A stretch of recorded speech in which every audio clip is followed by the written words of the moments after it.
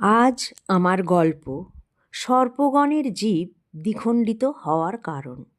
লেখক কালীপ্রসন্ন সিংহ। যেখানে বহুবিধ বৃক্ষ অবিরত পুষ্পবর্ষণ করছে, মৌমাছিরা মধুগন্ধে মধুর রবে বিভিন্ন ব্যক্তির মন হরণ করছে, সেখানে গন্ধর্ব ও অপ্সরাদের প্রিয় স্থান। ওই স্থান দেখলেই মনে আনন্দের সঞ্চার হবেই। কদ্রুপুত্রীরা ওই বনে কিছুক্ষণ সময় কাটানোর পর মহাবল পরাক্রান্ত গরুরকে বললেন, দেখো, তুমি আমাদের অন্য কোনো জল সম্পন্ন দ্বীপে নিয়ে চলো। তুমি সমস্ত মনোহর স্থান অবশ্যই জানো, কারণ তুমি যখন আকাশে ওড়ো তখন কোনো রমণীয় স্থান তোমার চোখের অগোচরে থাকে না।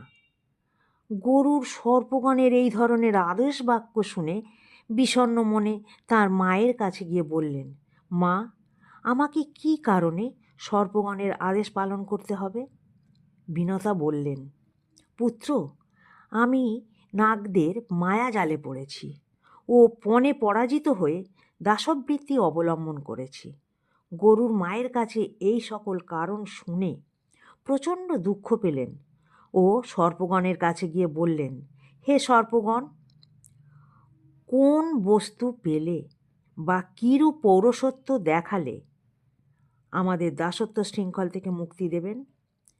এই কথা শুনে সর্পগণ বললেন, হে বিহঙ্গমরাজ, যদি তুমি পৌরসত্ব দেখাতে চাও তাহলে অমৃত আহরণ করতে সমর্থ হও, তাহলে তোমরা দাসত্ব থেকে মুক্তি পাবে। তারপর গরুর অনেক লড়াই করে অমৃত আনতে সক্ষম হয়। কিন্তু ভগবান ত্রিদশেশ্বর বারবার বলেছেন, গরুর, তুমি অমৃত যেখানেই রাখবে আমি সেখান থেকেই অপহরণ করব। এদিকে গরুর শীঘ্র আনন্দ মনে মাকে কাছে ডাকলেন ও সর্পগণদের বললেন, আমি অমৃত আহরণ করেছি, এখন এই কুশের উপর রাখছি, আপনারা শীঘ্র স্নান পূজা করে এই অমৃত পান করুন। দেখুন, আপনারা যা বলেছেন আমি তাই করেছি, আজ থেকে যেন আমার মা দাসত্ব শৃঙ্খল থেকে মুক্তি পান। সর্পগণ তথাস্তু বলে স্নান করতে চলে গেলেন। এই সময় দেবরাজ ইন্দ্র অমৃত অপহরণ করে স্বর্গে চলে গেলেন। সর্পগণ স্নান পূজা করে আনন্দ মনে অমৃত পান করতে এসে দেখলেন গরুর যে কুশাসনে অমৃত রেখেছিলেন সেখানে অমৃত নেই।